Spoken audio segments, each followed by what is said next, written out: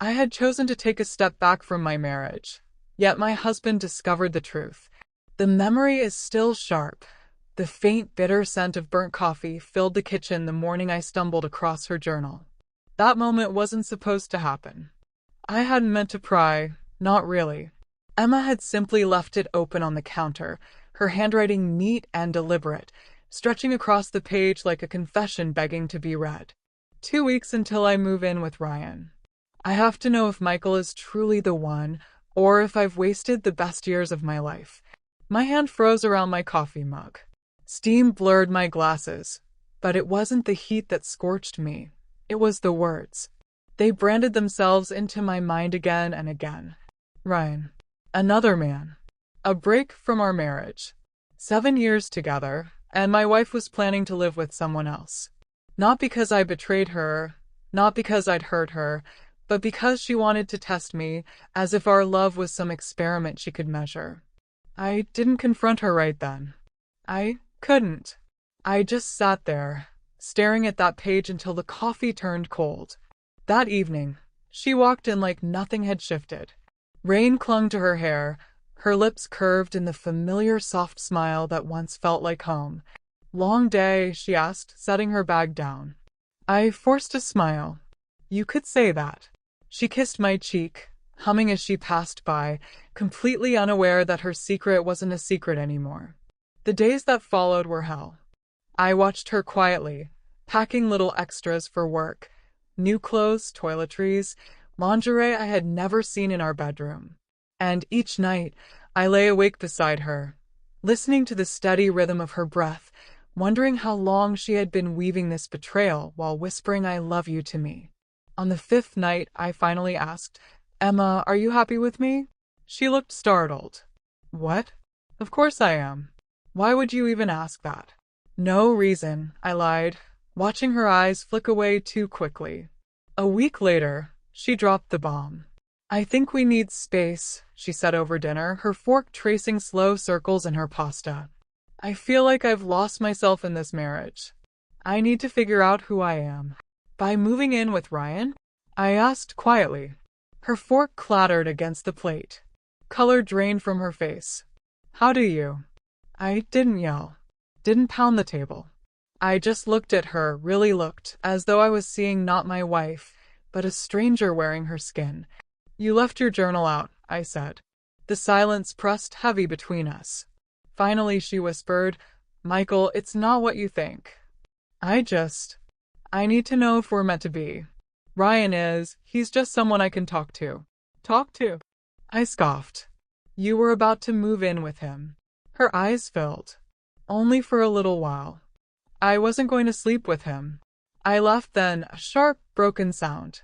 Do you hear yourself? You were ready to abandon our vows for a trial run with another man. And you expect me to believe this is about finding yourself. That night, she slept in the guest room. I stayed up until dawn, staring at our wedding photo. Her in lace, me in a suit too big for the boy I was back then. I had built everything around her. Every plan, every sacrifice, every long night at work was for us.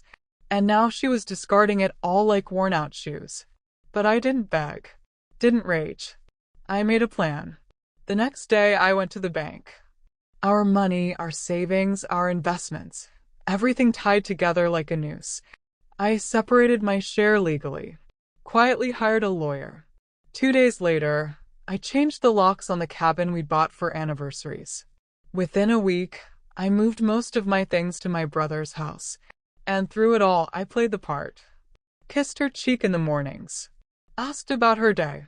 Smiled as though nothing had changed, while she believed she was still in control.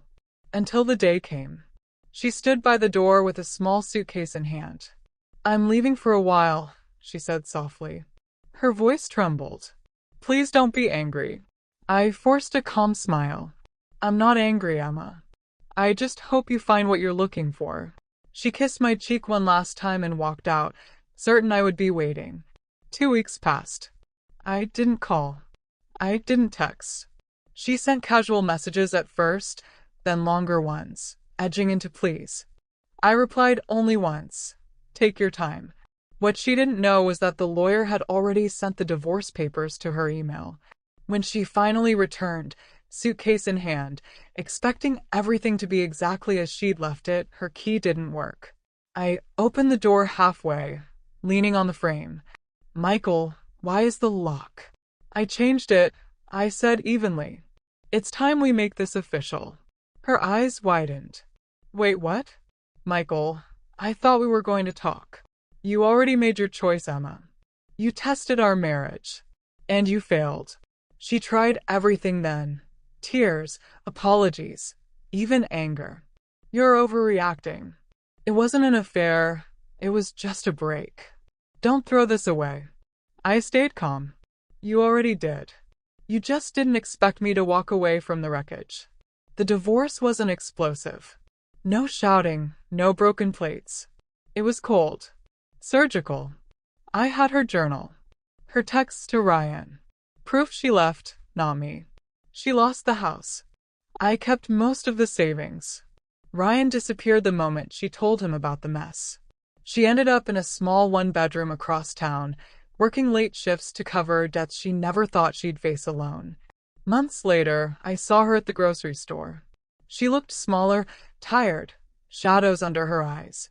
"Michael," she whispered. "Can we talk?" I hesitated, then nodded. We sat in the cafe corner, sipping cheap coffee. "I was stupid," she admitted. "I thought I was proving something about you, about us. But all I proved is that I didn't deserve you." I didn't gloat. Didn't smile. "You broke something that doesn't heal, Emma. Trust. Once it's gone, it's gone." Tears slid down her cheeks. I left without looking back. For a long time, I carried her ghost. Her laugh in the kitchen, her quiet humming at night. Betrayal lingers, like smoke after fire. But in time the air clears. I rebuilt slowly, on my own terms. New routines, new friends. And one day, maybe someone new. Someone who won't need to test my worth to see it. Because love isn't a science experiment. It's a choice. One she refused to make. And sometimes the cruelest betrayal isn't that they leave. It's that they expect to return, as if nothing ever happened.